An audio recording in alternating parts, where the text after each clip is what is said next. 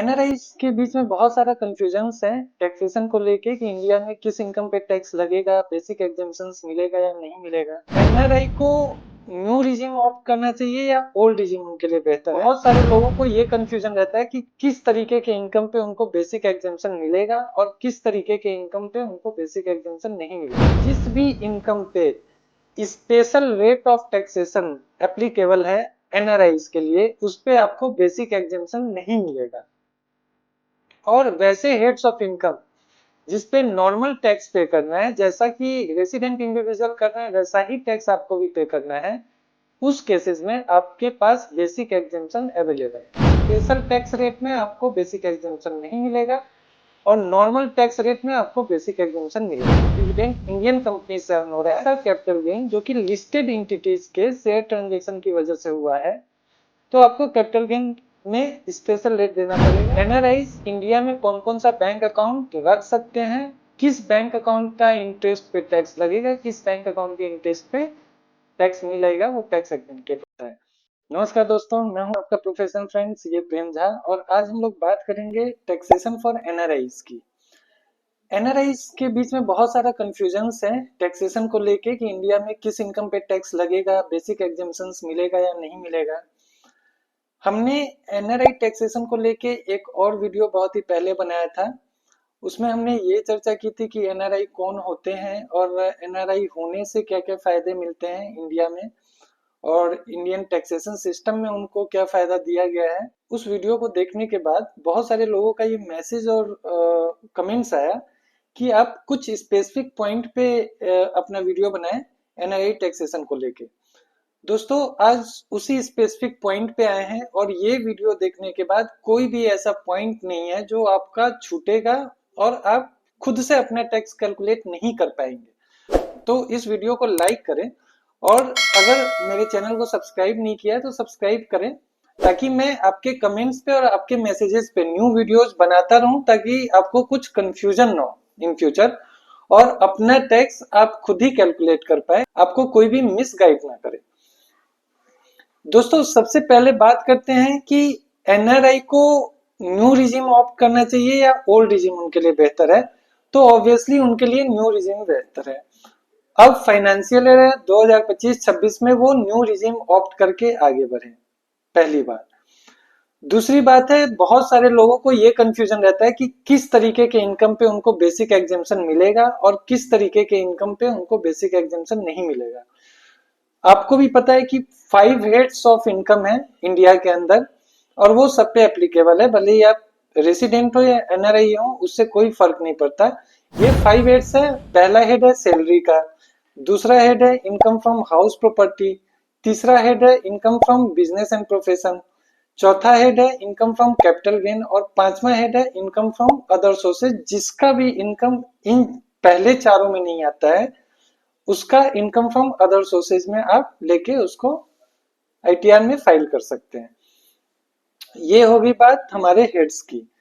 अब आते हैं बेसिक एग्जेम्पशन की। तो आप नॉर्मल सा ये अपने दिमाग में डाल दीजिए, जिस भी इनकम पे special rate of taxation applicable है एनआरआईज के लिए, उस पे आपको बेसिक एग्जेम्पशन नहीं मिलेगा। और वैसे हेड्स ऑफ इनकम जिसपे नॉर्मल टैक्स पे करना है, जैसा कि रेसिडेंट इंडिविजुअल कर रहे हैं वैसा ही टैक्स आपको भी पे करना है, उस केसेस में आपके पास बेसिक एग्जेम्पशन अवेलेबल है। तो ये बिल्कुल ही नॉर्मल सी बात है जो आप अपने दिमाग में सेट कर लेंगे, आपको कोई भी कंफ्यूजन नहीं होगी। स्पेशल टैक्स रेट में आपको बेसिक एग्जेम्पशन नहीं मिलेगा और नॉर्मल टैक्स रेट में आपको बेसिक एग्जेम्पशन मिलेगा।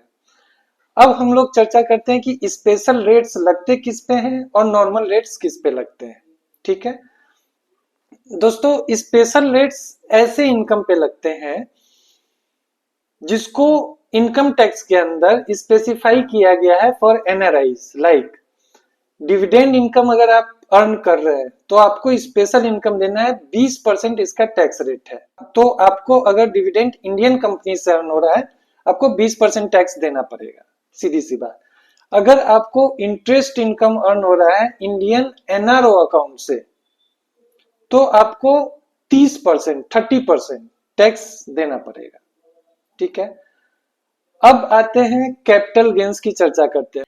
ऐसा कैपिटल गेन जो कि लिस्टेड इंटिटीज के शेयर ट्रांजेक्शन की वजह से हुआ है, तो आपको कैपिटल गेन में स्पेशल रेट देना पड़ेगा, जो कि लॉन्ग टर्म पे 12.5 12.5% है एंड शॉर्ट टर्म पे 20% है, वो आपको देना पड़ेगा। और चूंकि ये स्पेशल रेट में है तो you can't avail basic exemption in this case also. ठीक है, अब हम लोग चर्चा करते हैं नॉर्मल टैक्स रेट की। नॉर्मल टैक्स रेट, जैसे आपका हाउस प्रॉपर्टी से रेंटल इनकम आ रहा है तो नॉर्मल टैक्स रेट है, इस पे आपको बेसिक एग्जाम्पशन मिल जाएगा। Second, short term capital gain आपको हो रहा है अनलिस्टेड इक्विटी शेयर के सेल से, याद रखें अनलिस्टेड इक्विटी शेयर के सेल से, या फिर आपको शॉर्ट टर्म कैपिटल गेन हो रहा है गोल्ड या ज्वेलरी सेल आपने सेल किया, या फिर कोई अदर एसेट आपने सेल किया जिससे शॉर्ट टर्म कैपिटल गेन हो रहा है। मैं फोकस कर रहा हूं शॉर्ट टर्म पे, तभी आपको नॉर्मल टैक्स रेट देना पड़ेगा। अगर ये लॉन्ग टर्म हुआ तो फिर आपको स्पेशल टैक्स रेट में जाना पड़ेगा। तीसरा, अगर आपका कोई बिजनेस इनकम है इंडिया के अंदर तो फिर बिजनेस इनकम से भी आपको नॉर्मल टैक्स रेट देना पड़ेगा। ये चीजें क्लियर हो गई। स्पेशल कब लगेगा, नॉर्मल कब लगेगा, मैंने बता दिया। नॉर्मल में आपको बेसिक एग्जाम्पशन का फायदा मिलेगा, स्पेशल में आपको बेसिक एग्जाम्पशन का कोई फायदा नहीं मिलेगा। अब आते हैं, बात करते हैं कि किस टाइप के इनकम पे एनआरआईज को टैक्स देना पड़ेगा। बिल्कुल ही सिंपल फंडा है, इसमें कोई कंफ्यूजन नहीं है। Any income which accrue arise or received or deemed to be received in India या फिर फ्रॉम इंडियन सोर्सेज, तो ये टैक्सेबल है एनआरआईज के ऊपर।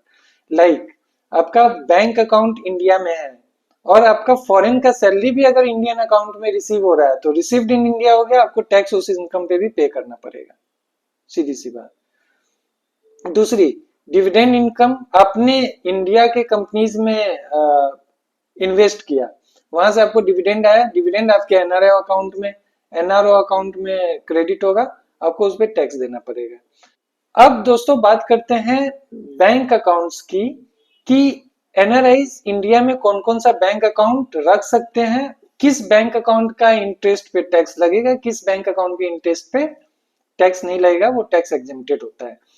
बात करते हैं 3 टाइप के अकाउंट जो वो हेल्ड कर सकते हैं इंडिया में। पहला हो गया एनआरई अकाउंट, दूसरा हो गया एनआरओ, तीसरा हो गया FCNR account. Right, NRO account ऐसा अकाउंट है जिसमें इंडियन, उसका पर्पस ही है कि इंडियन सोर्सेज से जो भी इनकम आ रहा है आपको एनआरओ अकाउंट में डालना है, क्योंकि वो इंडियन करेंसी में ही आता भी है और हेल्ड भी इंडियन करेंसी में किया जाता है।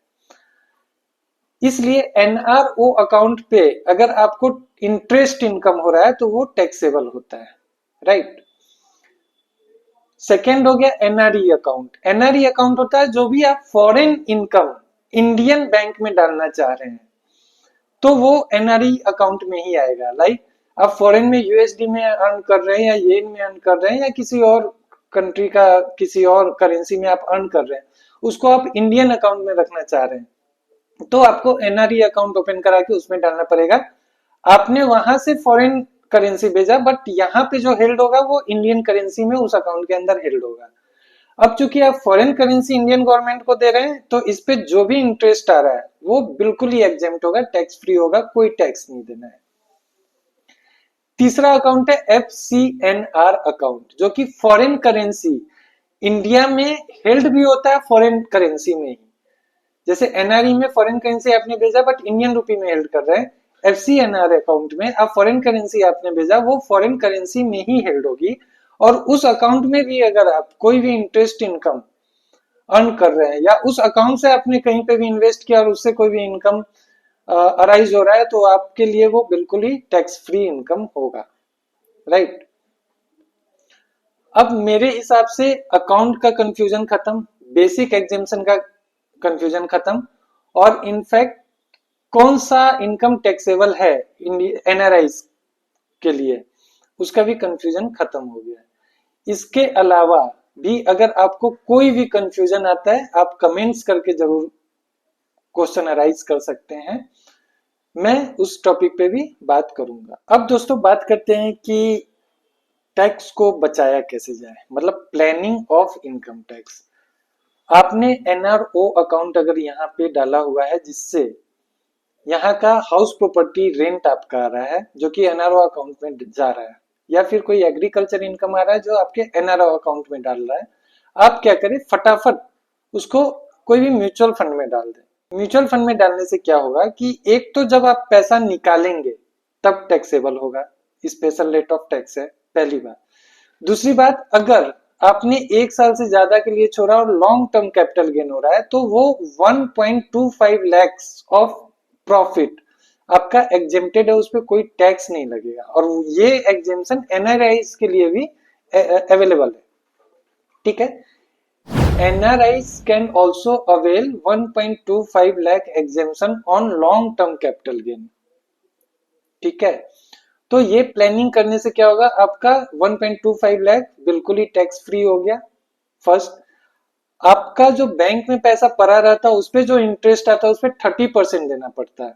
अब आपका क्या हो गया, वो इनकम आपका मार्केट में है जो कि इनकम जनरेट कर रहा है, आप हर साल 1.25 के प्रॉफिट के रेशियो में पैसा निकालते जाओगे, आपका टैक्स फ्री होता जाएगा, ठीक है।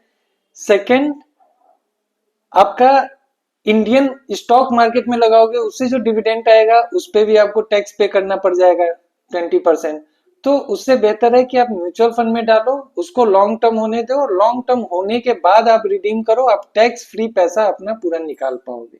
ये तो मैंने आपको एक हेड के इनकम की बता दी कि आप इस तरीके से अपना टैक्स प्लानिंग कर सकते हैं। और भी बहुत सारे टैक्स प्लानिंग्स है जो कि डिफरेंट हेड्स में किए जा सकते हैं, उसके लिए आपको मुझसे अप्रोच करना पड़ेगा। मैं फिर डिटेल केस के बेसिस पे आपको बता पाऊंगा कि इस केस में कौन सा टैक्स प्लानिंग आप कर सकते हैं।